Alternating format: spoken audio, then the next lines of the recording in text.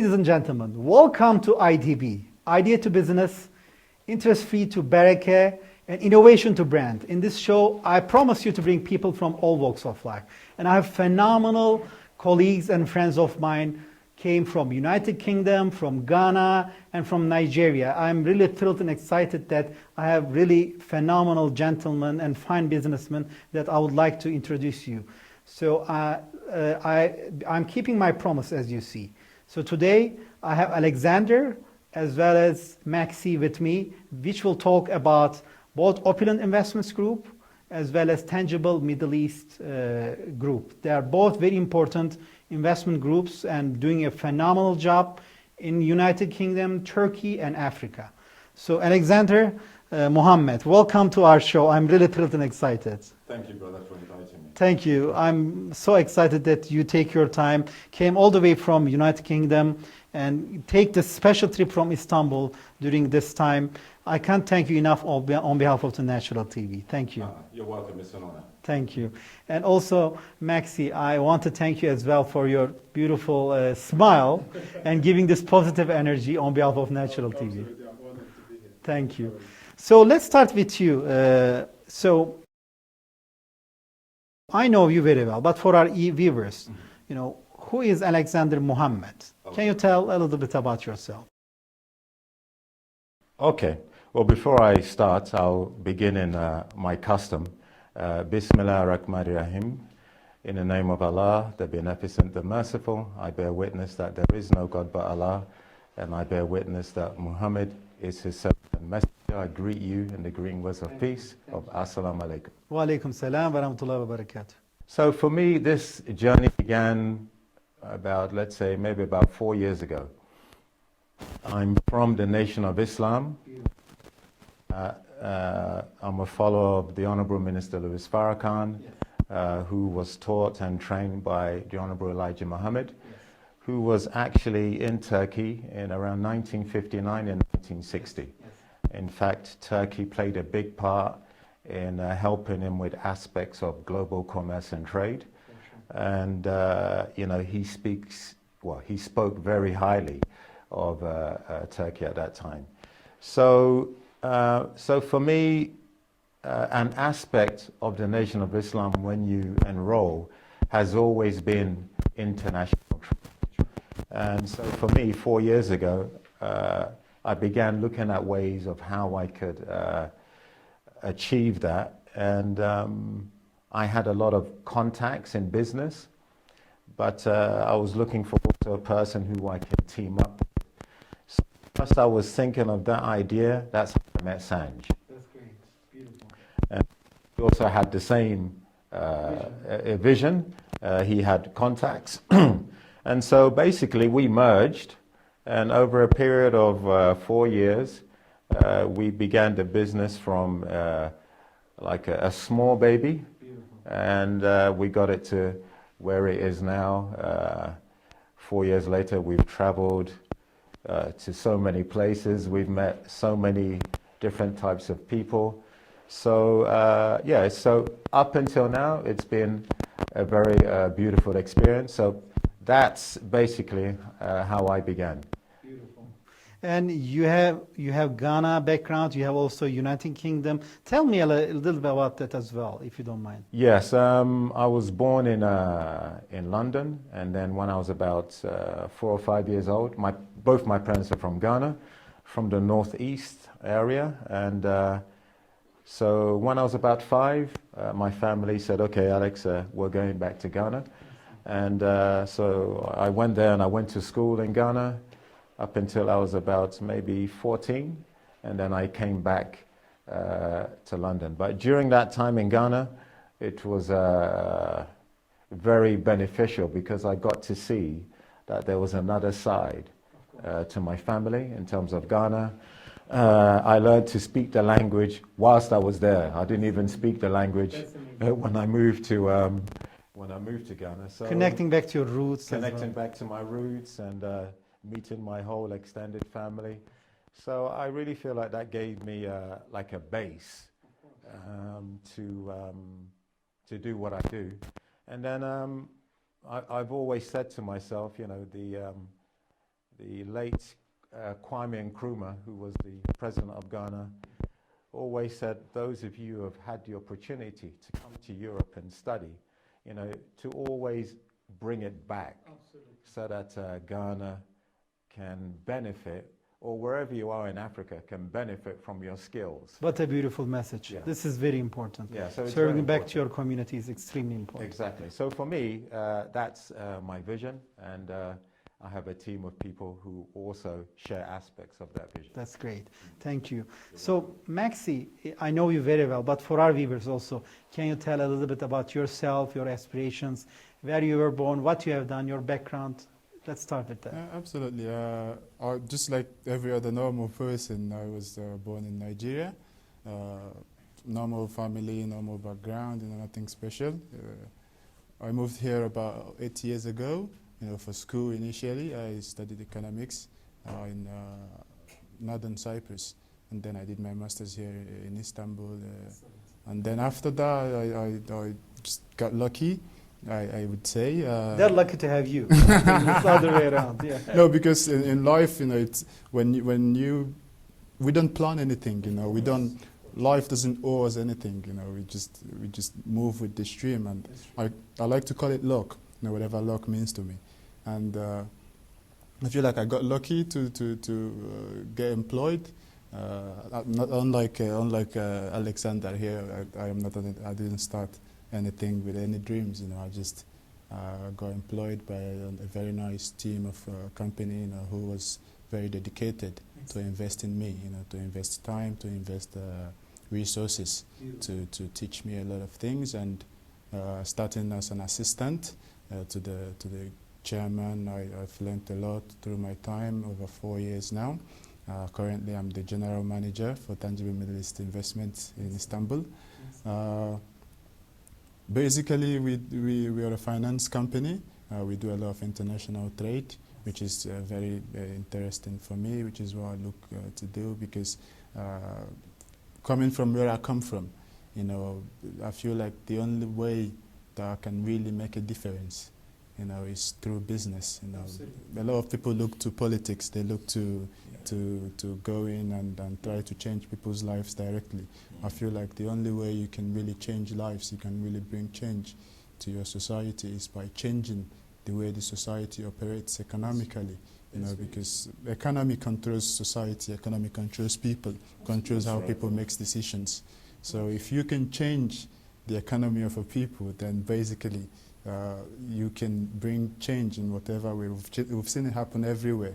The moment the economy changes, people are able to live better lives, make better decisions. They have more options. And the best way to bring about this economic turnaround is from business. There is no other way to do it. Government policies only help businesses to do it. Whatever else, business is the main way to bring about whatever sort of economic change. That makes me sound like a capitalist. No, if that is bad, if that is bad, then yeah. No, that's the truth. I mean, this is the whole mission of Ntr TV as well. Absolutely. We want to touch people's life. We're providing the authentic news, authentic business news, everything, every aspect, education. So this is extremely valuable. It's all about the intentions. If you have good intentions, and you provide also good service for the people. Of course. So that's the story of me. Now I do my best. Currently, you live in Istanbul now? Yeah, I live in Istanbul now. Doing business, not a lot right now with Africa. Personally, on a personal level, I do a lot of startups. I work on a lot of projects in Nigeria, which I have big dreams, long-term plans for, and I have a lot of long-term plans, for going back home. But I think first I have to learn a lot from. This is why, like I was telling Alexander before we started the interview, this is why I enjoy living in Turkey, because Turkey gives me, at the stage Turkey is right now, it gives me a roadmap, to where we could be. If we put things exactly, if we put things right, there is no reason that Nigeria cannot be like Turkey. For sure. Nigeria has huge potential. Exactly. We are very similar. It's not about potential. We are very similar.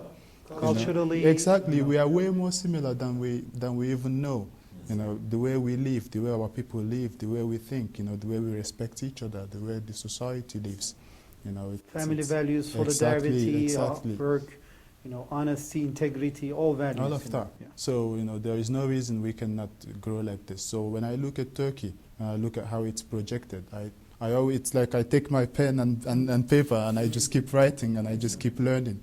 And I say, okay, this is what we need to do. Okay, this is what Turkey is doing. I always look at what Turkey is doing. You know, Turkey is doing this in energy. That is fantastic. I look, there is no reason we cannot do this in energy. I put it there. Okay, this is what we're going to do in energy, in agriculture, in trade, you know, whatever it is. So this is why I'm here. Maxi, we're honored to have you. I mean, this is the whole idea of this everything. television and this program. And you guys are role model for our viewers because we're now broadcasting to more than 900 million people across 42 countries. So this is your show. And it's two-way. They send WhatsApp messages. We'll provide your numbers as well, so they can contact you directly as well through this show. So if you want to contact my beautiful friend, you know, Alexander and Maxi, these are their numbers, ladies and gentlemen. Feel free to call them directly and talk about business, faith, you know, any aspect that they want to talk to. So feel free to call them right now through these numbers. And I'm delighted to introduce these two fine gentlemen.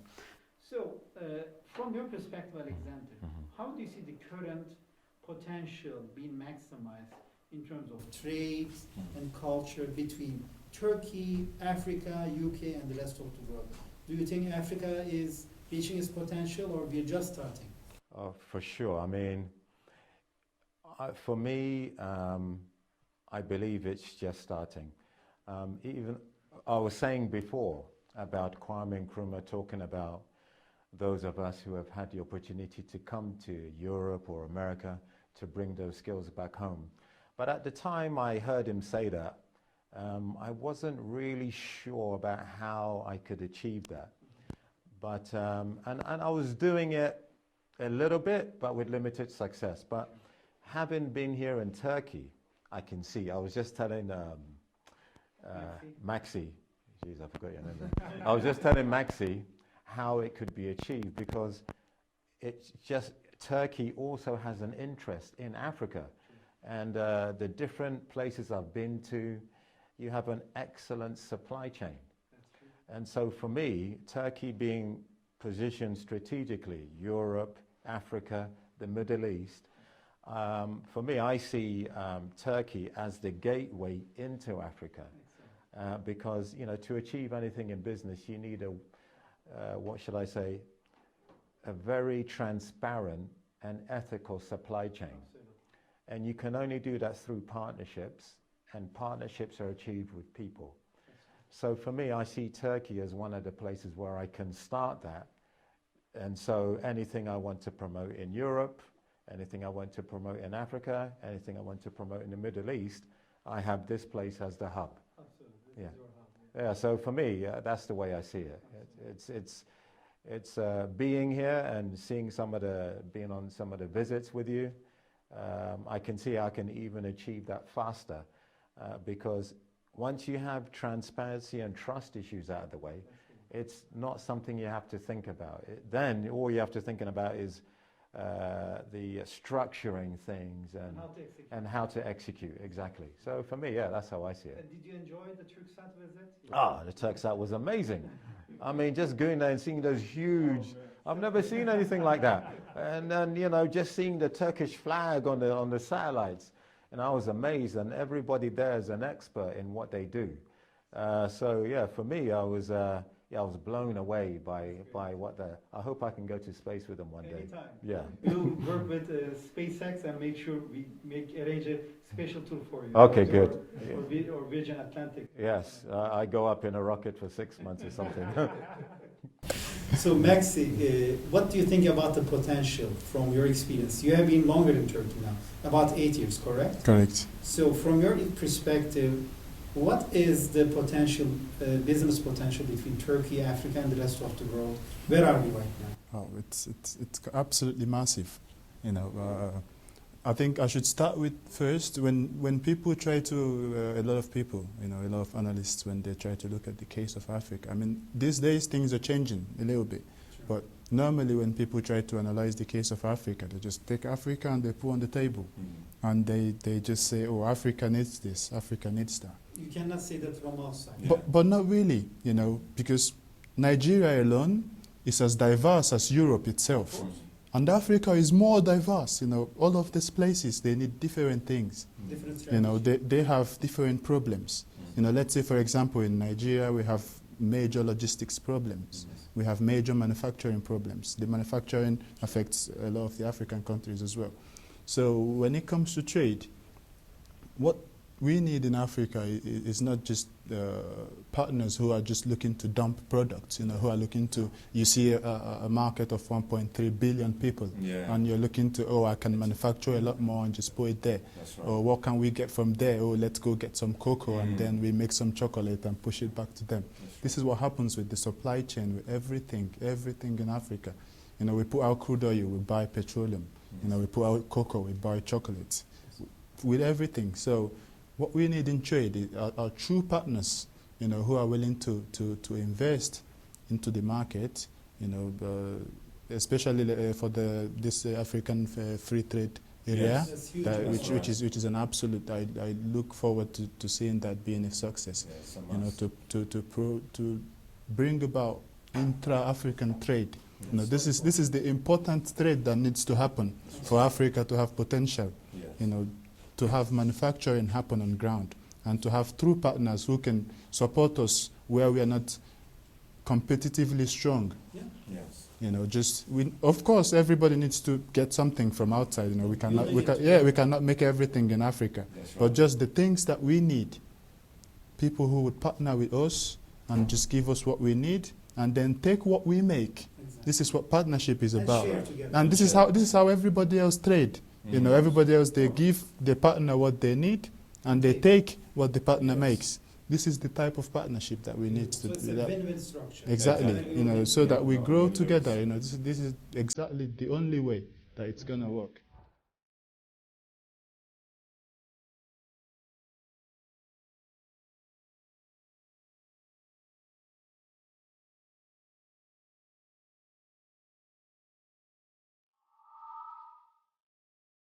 In the upcoming 15 years, 400 mid-sized cities will exhibit more growth than the combined growth of developed and largest emerging market megacities.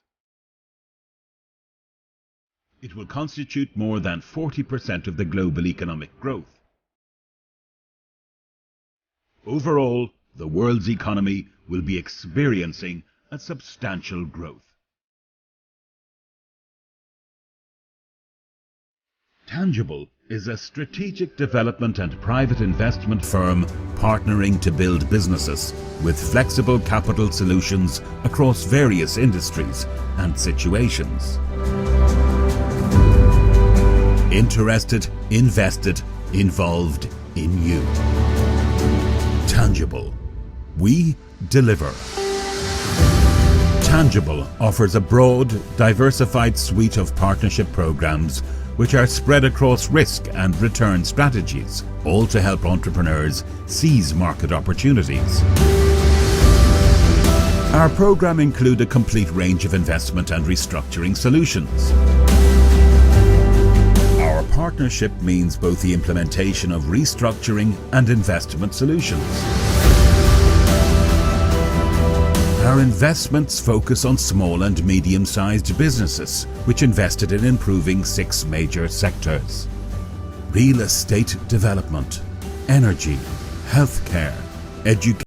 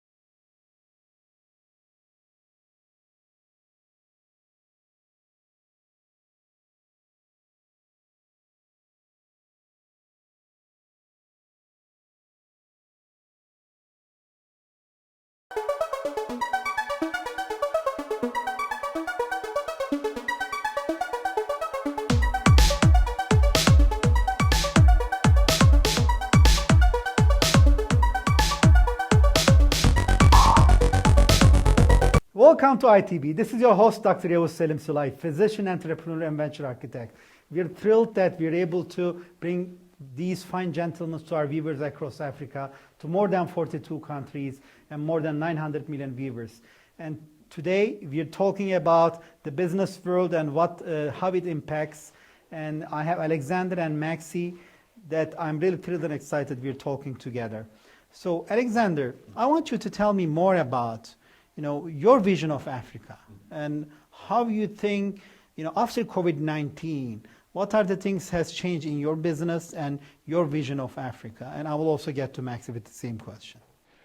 Yes, very good question. I mean, to be honest, I still always go back to Kwame Nkrumah's vision of Africa, where he was saying, it's like the old English saying, charity begins at home, right? So why would you go outside of your house to get help when your family is with you? Sure.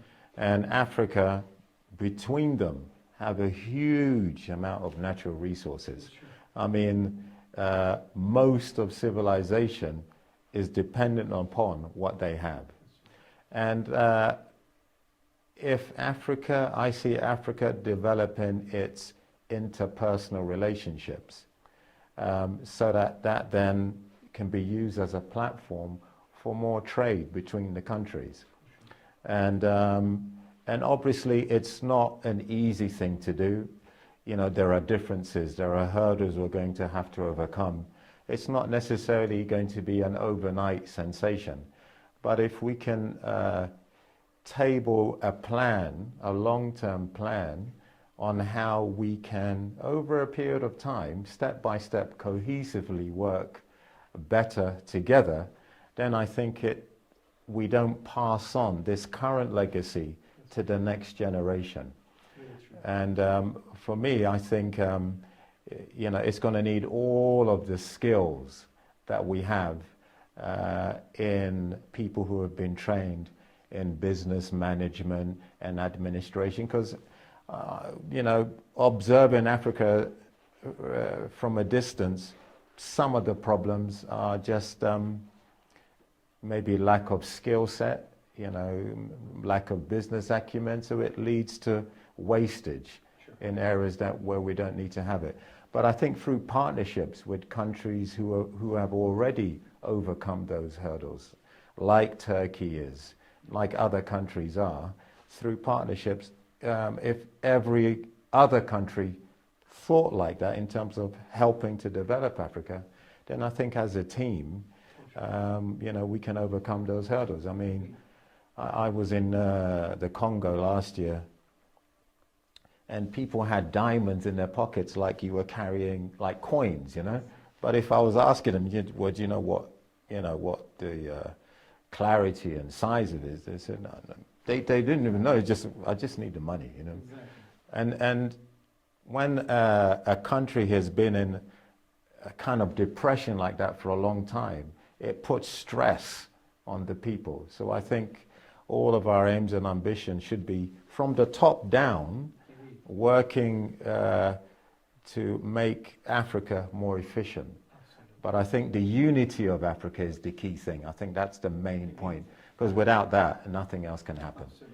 That's why a united Africa is very important. Despite having differences, that unity in economy, in culture, in finance will make it much stronger, and it will help the entire humanity as well. Yeah, exactly. Because Africa is rising with its population, with its technology. I see so many entrepreneurs coming, bright, really successful. Oh yeah, the brains that are coming out of there. Phenomenal. I mean, it's unimaginable. It is really,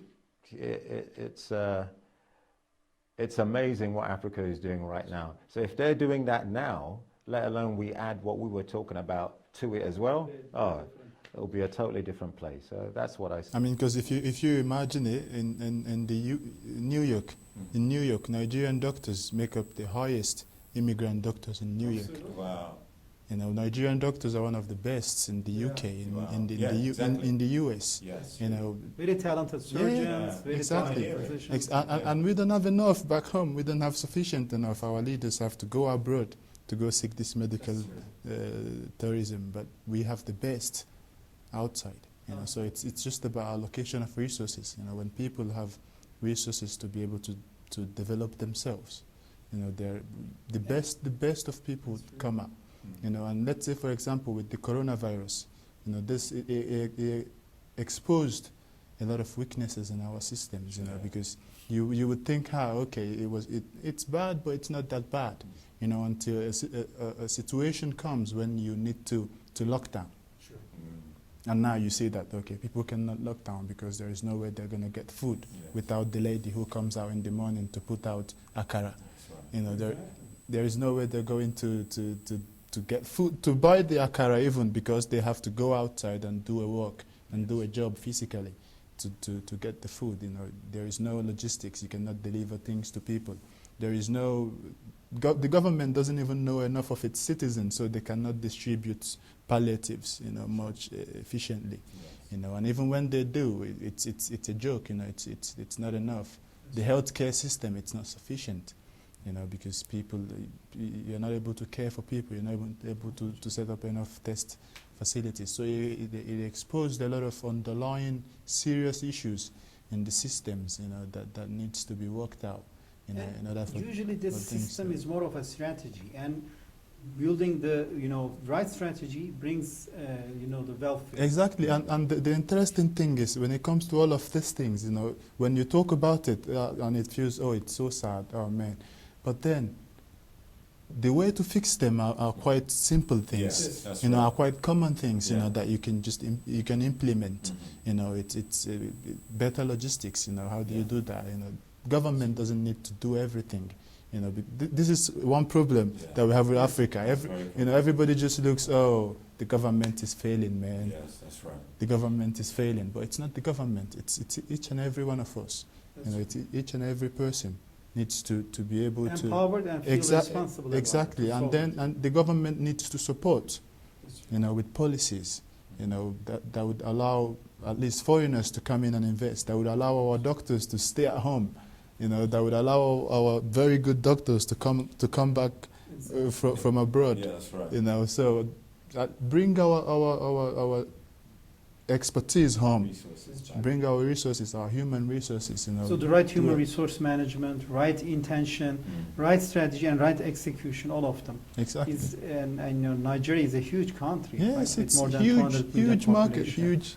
And Ghana is also a very well advanced country with a very high level of, art, science, and technology, and I see many musicians which are actually sending us their clips. We have some music programs.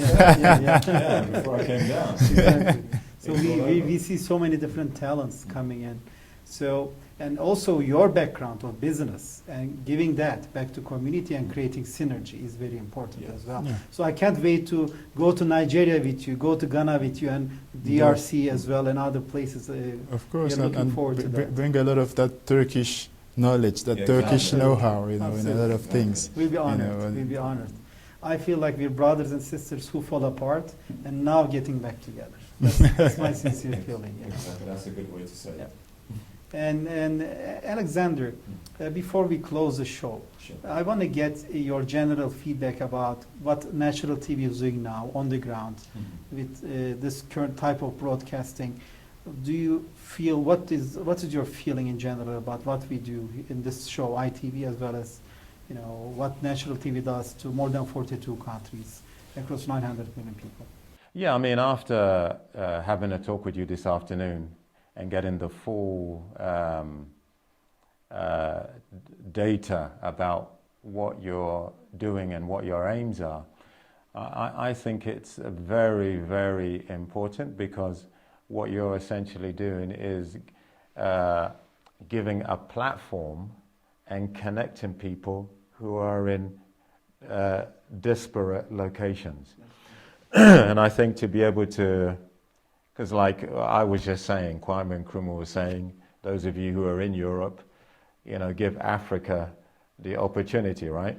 But then here I am in your TV station, and I'm communicating with Africa. Exactly. I'm not there physically, but through what you're doing, I'm able to communicate to Africa. So I think that's important because, and you're doing it with sincerity. That is for sure. And yeah, so for me, it's, I was upstairs and there was this rapper, Yes. and I was listening to the music and I said to the other Alex, Yeah. oh, he's speaking Ghanaian language, Exactly. because I can understand Tree. So I'm listening. I said, wow, he's the and the Turkish the general manager. Yes. He's sitting in his office and he's nodding his head to the music. And I said, how can it be? I'm in Turkey and I'm watching TV and I've got a Ghanaian rapper who's rapping. Global village. So it's so for me, I think it's good and then seeing Turksat. Yes. And how it's all interwoven, And the space investment. and the space, and you're quite competitive in that market. So for me, I was joking with Mexi. I was joking with Mexi. That, yeah, actually, I don't mind. I wouldn't mind, staying here. For sure. Because here is actually not too bad, So we're going to Turkish Parliament after this, actually. Oh, really? So Are we? We're gonna have a nice dinner there. Okay, so. I'm going to talk to him about setting it up. Yeah, No problem. but yeah, I do like to bring my point home. I do admire what you're doing, and may Allah bless you. Thank you. You too, with brother. much and many more success. Together, inshallah. Together, we're Inshallah. united as brothers. Yeah. Yes, sir. Dear Maxi, I want to get your final comments and feedback, and then we'll close the show. I think what you're doing here, it's quite interesting. It's amazing. To put it short, because you are able to, like Alexander said, put music from Ghana to Turkish listeners, and and when you look at the guy, he's not even one of the biggest, but he's able to reach a whole lot more viewers, even than he expected that he's reaching. Exactly. So which is amazing, and you're able to put out images, of a global, of a real Africa, where there are normal people, just living normal lives, doing their best to survive every day, and I think it's a fantastic thing. And on my part, I would always still do my best to add to that. Like my dad would always tell me, whatever you do it well. So your shout out will go to who? Of course, to dad, to mom. I'm on TV. Look at yourself. Alexander, who you want to say your shout out to? I've got several shout-outs. Shout out to the Turkish people, the Turkish Muslim family. There's a particular video I was watching of the Mevlana, the whirling. Dervish. I was looking at that, and I believe they're in Konya. Yeah. We were with your team just last week. Yeah, and I saw I saw the dance. They're very, very spiritual. Yeah, So yeah. shout out to them. Shout out to my Muslim family, wherever you are on the planet, and shout out to Ghana. I'll be coming back home soon. Awesome. Nigeria. Well, ladies and gentlemen, you have seen my brothers. I'm really thrilled and excited I was able to introduce you my beautiful friends and business partners, Alexander as well as Maxi. Stay tuned to ITV. This is your host, Dr. Selim Sulay, physician, entrepreneur, and venture architect. We are looking forward to getting more beautiful people like these colleagues onto this show. Take care and all the best. Bye.